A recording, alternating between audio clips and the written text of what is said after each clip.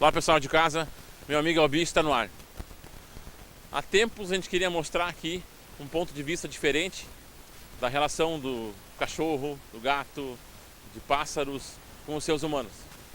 É justamente esse ponto de vista, essa inversão que hoje um profissional da área de psicologia vai conversar com a gente e vai apresentar a sua ideia, a sua opinião para vocês aí de casa.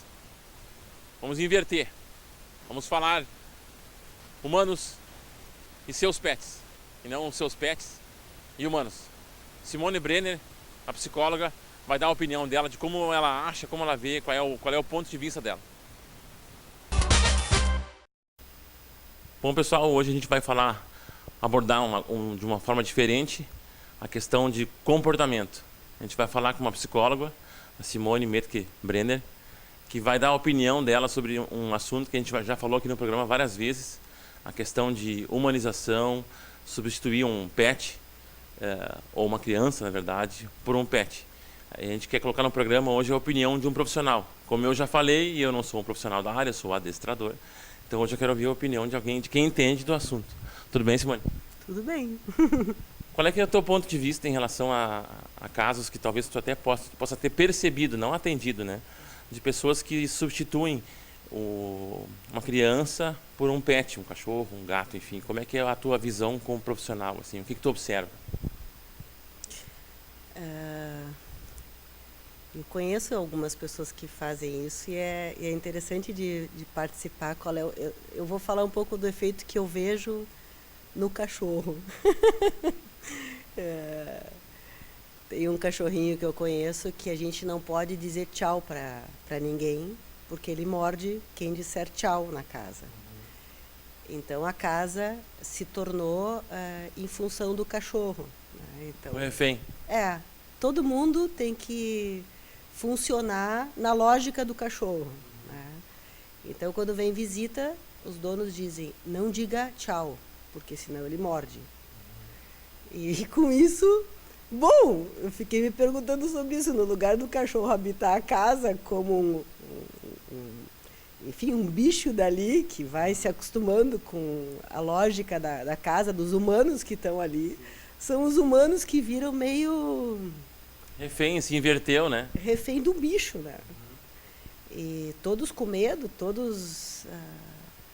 E aquela é uma cena que parece tão simples, mas não é nada simples, porque ele já fez um certo estrago, um bichinho desse tamanho, onde as pessoas acho que colocam nele uma função em um lugar que ele não tem como ter, porque isso é cargo dos humanos habitarem, estipularem as coisas do seu habitat, não um cachorro fazer isso.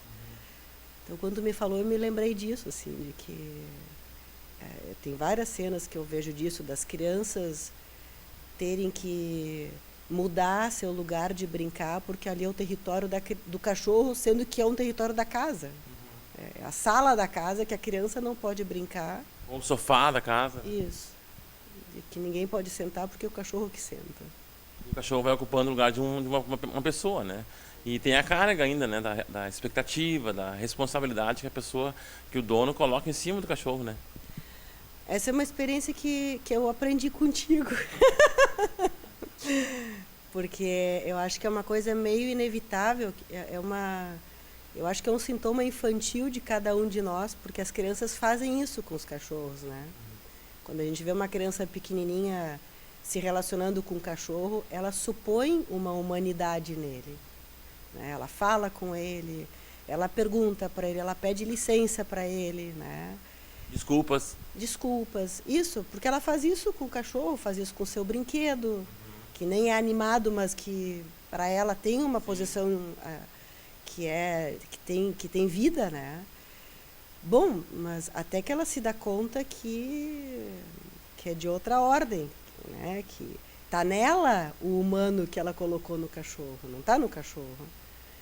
E eu lembro que eu tinha isso com a Chiara, eu falava com a Chiara. E acho que o que tu me ajudou a pensar foi isso, de que quanto eu era a única que ela não escutava. A que tinha menos controle sobre ela. Nunca tive controle enquanto eu tomava ela como alguém que conversava comigo, que eu dizia, falava com ela, vai pro canil, que... Bom, ela pintava e bordava, mas o problema não era a Kiara, era eu que colocava nela como se ela fosse uma criança, um outro ser humano que ela não tem como ser, né? E nisso ela foi se perdendo, quer dizer, a minha dificuldade de tomá-la como cachorro fez ela, às vezes, ficar fora do controle, fora do comando. Aí eu reclamava que ela não obedecia, né? Porque então eu ficava brava com ela porque ela não obedecia, mas eu também não colocava ela no lugar dela, né? E foi difícil para mim quando ver que, por exemplo, os outros da casa não tinha conversa. Eles estipulavam para ela algo que para mim era muito duro aquilo. Mas que eu acho que tem a ver com essa questão infantil da gente, assim, de estar sempre situando um bicho no lugar que a criança situa o bicho, né? E a criança precisa de um adulto que faça essa diferença para ela, né? Tu acha que aí entra um pouquinho da pena também, né? As pessoas têm a pena de xingar, ou pena, não, mas ela tá me entendendo, né? Eu falo, às vezes, seguido no programa eu falo, pena não é um sentimento bom, né? Com ninguém. Sim. Não é, além de não ser um sentimento bom, ele não é importante, ainda mais se tu quer educar, se tu quer exigir comportamento, ou tu quer quer ter um bom relacionamento, né? Eu acho que a pena é nossa, né? Enfim, é isso que eu falo do tempo que eu levei para poder entender que a Kiara precisava daquilo e não que eu estava sendo dura com ela, porque quando eu comecei a tomar ela como cachorro, ela se acalmou, ela ficou bem mais tranquila, quer dizer, a minha pena estava atrapalhando ela, estava fazendo ela entrar em sofrimento, porque ela se perdia completamente, né? É uma relação de respeito, né? Tu tratar o cachorro, a espécie canina, como um cachorro, né? Sim, exatamente. E eu acho que às vezes tem esse lado da pena, mas tem um outro lado disso com as crianças que é uma coisa meio enigmática, assim, que hoje em dia tem uma dificuldade de alguns adultos de entender ou de ajudar uma criança a entender o outro. O outro, seja ele quem for. E o cachorro é um outro, né? Então, bom, isso de que às vezes acontece de um cachorro estar quietinho no seu canto e que, bom, decidem que agora ele vai brincar, que agora ele vai comer, né? E que o cachorro mostra que bom, ele está bem ali, ele não tem que estar metido no meio de todo mundo. E quando insistem que isso aconteça, que uma criança faça isso, são dois extremos, tornar tornar um cachorro uma criança, um humano, ou tornar um bicho uma coisa. Acho que as duas coisas são os dois extremos que faz muito mal para um bicho, né? Enfim, de não conseguir entender que ele é um bicho e que ele tem as suas particularidades, as suas escolhas nesse momento, isso de ficar quieto, né? E não tem que estar sempre convocado a ganhar colo, a estar no meio, enfim, meio que fazer essa coisa de ser um boneco, né? Posso manipular sempre. Isso. E quantas vezes a gente vê que cachorros ficam... Claro, acho que depende da raça também, a forma como ele expressa isso, né? Enfim, tem alguns que são muito sutis nisso e ficam... Outros não, mas às vezes reclamam muito que o cachorro foi muito brabo, mas às vezes a pessoa meio que produz isso, entende? É assustador porque produz a fera do cachorro, né? Às vezes falta um pouquinho do tempo também de observar, né?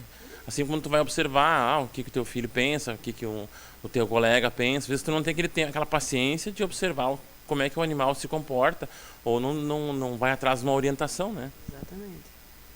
E que é isso, acho que teve uma situação que a gente vivenciou lá em casa que eu acho que tem a ver com isso, a situação de quando as duas cachorras brigavam, né?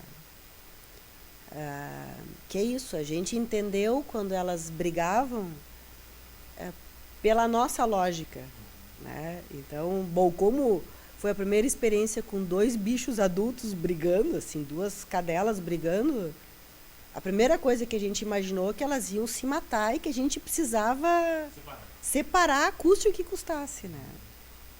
E bom, tu nos ajudou a pensar o caos que foi isso depois, porque na verdade isso foi depois difícil de retomar, não a briga delas, mas o efeito que a gente fez nelas, né? Então, bom, morreram de velhas sem conseguirem se entender. E isso não tem a ver com, acho que atrapalha serem fêmeas, sim, uma ser uma raça mais braba, a outra mais também, mas eu acho que o principal foi a nossa posição, assim, porque a gente ficou achando que a briga delas era a briga de duas pessoas, entendeu? Não era dois bichos, assim. E depois, quando a gente entendeu isso, a gente suportou que eles definissem quem mandava em quem, e que não era nós que tinha que definir isso. Então foi com outro cachorro, né? Teve uma briga. A gente ficou apavorado, né? Pensando, meu Deus, o que vai acontecer? E não aconteceu nada, só definiram os territórios. Aqui é uma forma de comunicação, né? E é muito barulho também, né? Sim. Mas eu acho que é importante isso do teu trabalho de ajudar as pessoas a entender a lógica dos seus cachorros, que não seja por uma lógica humana. Eu acho que para as crianças, para os meus filhos, isso foi muito importante, porque isso fez o Augusto entrar em várias questões de entender o cachorro, e ele tem voz de comando hoje por causa disso. Sim, Né? Que era aquilo de querer sair dessa posição de pena, de um cuidado descabido, excessivo. Então ele consegue até ter noção até onde, né? E fica tranquilo com os cachorros. De certa forma, não sei se tu concorda comigo ou não, é o humano assumir o papel dele, né? Como o ser dominante, mais inteligente, daí para isso ele tem que tomar a atitude certa, de observador ou não, ou de dominante, né? E daí isso acho que acabam acarretando outras responsabilidades, né? Sim. Outra coisa que eu fiquei pensando agora que você estava falando é o jeito que a gente se sente quando eu me sinto quando eu vou numa casa em que o cachorro, enfim, tá na mesma posição que uma criança, assim. A gente não sabe o que fazer. Porque o cachorro toma conta da gente, assim. Enfim, ele não está na posição de cachorro. Ele invade teu espaço, né? Isso. Né? Tu senta numa cadeira, o cachorro sobe em cima de ti, te lambe, e as pessoas ficam dizendo, ele é tão querido. Mas essa é uma preocupação que eu tenho. Por exemplo, eu tenho uma labradora que gosta de pular. Bom, mas eu também tenho que entender que ela tem que saber que tem pessoas que não estão a fim de brincar com ela. E que, bom, ela pode ficar solta, mas ela tem que ficar no lugar dela, né? Então, é uma coisa que produz um mal-estar entre as pessoas, esse lugar dos cachorros circularem por tudo e ficarem definindo o território também, porque tem vezes que tu chega como estranho na casa, o cachorro começa a definir o território para ti, do jeito que, enfim, que é possível para ele, que é uma coisa super difícil de lidar no social, entendeu? Então, eu acho que deixa as relações humanas muito confusas quando um cachorro não sabe habitar o lugar dele. E isso ocorre às vezes dentro da própria família, né? A esposa gosta, o marido não gosta, ou o marido gosta e a esposa não gosta, né? E daí os filhos às vezes ficam no meio daquela confusão, né? Mas eu não posso botar os pés em cima do sofá, mas o cachorro pode subir em cima do sofá, né? Gera conflitos, né? Exatamente. Pessoal, a entrevista ficou ótima, ficou muito boa. A gente vai dar um rápido break e já voltamos com a continuação no próximo bloco.